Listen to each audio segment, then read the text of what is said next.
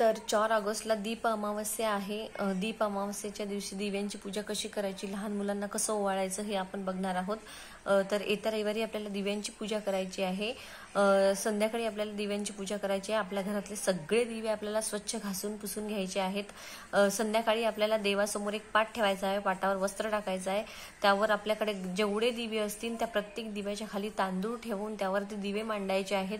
त्या दिव्यामध्ये तेल वात घालून घ्यायचे आहे, त्याला हळदी कुंकू लावून घ्यायचं आहे, त्याला दूध साखरेचा नैवेद्य दाखवायचा आहे. त्याचबरोबर दिव्यांना फुलं वाहून घ्यायची आहेत.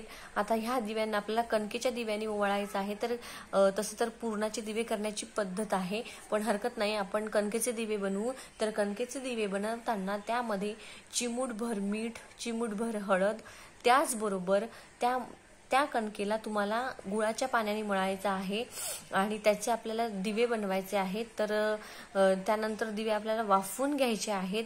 तुम्ही 5, 7, 9, 11 याप्रमाणे दिवे बनवू शकता. ते दिवे वाफवून झाल्यानंतर त्याच्यामध्ये तेल वात घालून त्याला हळदी कुंकू लावून घ्यायचं आहे. ते प्रज्वलित करायचे आहे आणि आपण जे पाटावरती दिवे मांडले आहेत त्या दिव्यांची कणकेच्या पिठाच्या दिव्यांनी आरती करायची आहे. आपल्याला शुभं करोती म्हणायचं आहे.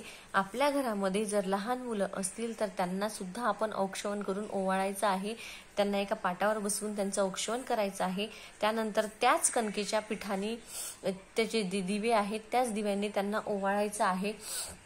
तर आपण या दिवशी लहान मुलांना का ओवाळतो आणि आपण दीप अमावस्या का साजरी करतो, तर आषाढ महिन्याच्या अमावस्येच्या दिवशी यमुने तीरावर खूप गायी गोऱ्यांना कालिया नागांपासून मार बसला होता. कालिया नागांपासून त्यांना खूप गायीगोऱ्यांची हानी झाली होती.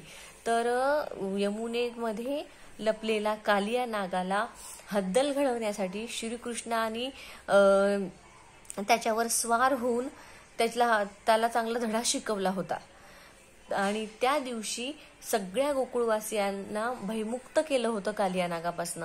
त्या दिवशी सगळ्या गोकुळमधल्या सुवासिनींनी श्रीकृष्णाची आरती केली होती, त्याला दिव्यांनी ओवाळलं होतं आणि तो दिवस होता आषाढातली अमावस्या. म्हणून सगळीकडे प्रकाश पसरला होता दिव्यांचा. त्यामुळे आपण ही दीप अमावस्या साजरी करतो, ते कारण आहे. तिथनंच ही प्रथा चालू झाली आहे. आणि आपण लहान मुलांना यासाठी ओवाळतो की जसं श्रीकृष्णाला गोपिकांनी ओवाळलं होतं, त्याचं धैर्य, त्याचं शौर्य, त्याच्यामध्ये जी ताकद आहे, जी सहनशीलता आहे, त्याच्यामध्ये जे बळ आहे तेच बळ आपल्या मुलांमध्ये येऊ दे. आपल्या मुलांमध्येही तसाच प्रकाश पडू दे, आपल्या सगळ्यांच्या जीवनामध्ये तसाच प्रकाश पडू दे, अशी आपल्याला दिव्यासमोर प्रार्थना करायची आहे. आणि यासाठीच आपल्याला ही दीप अमावस्या साजरी करायची आहे.